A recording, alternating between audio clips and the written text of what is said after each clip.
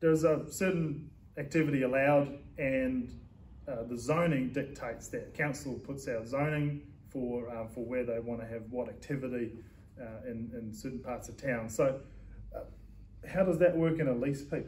In a lease, if you say went down into the heavy industrial area down the port and you decided I'm going to camp in this building, you will run into trouble because the zoning doesn't allow for people to live on the site. It's for business use only.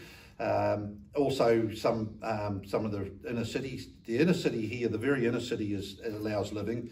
So mixed use is where you can have your living, your retail and your office. Commercial, you can only have your retail and your office. You can't live in a commercial zone. That's just something that council's brought in recently. They've changed the zoning quite a lot. The second thing, and a bigger thing to do with getting a building and then using it for a different purpose, it might not have been built to allow for residential in it. So if the ground floor caught fire and it roared through and you were on a second floor and it had a fire going on the ground floor and you couldn't get out, you could be trapped, and so then you would also breach the council rules, and insurance would be invalidated on the building. So it's really important to understand that the use that you're going to use the building for, that you're allowed to use it in the zone under that use, and that the building's being constructed for that use.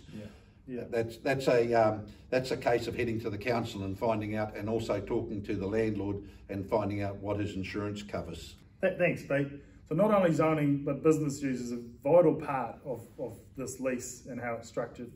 So we make sure that all those securities are looked at before we put a tenant in place, so everybody's on the same page. So if you want to have a lease drawn, any questions about leases, give us a call. Paul Vandenberg, NAR Harcourts Whangarei. Pete Peeters, NAR Harcourts Whangarei. Thank you.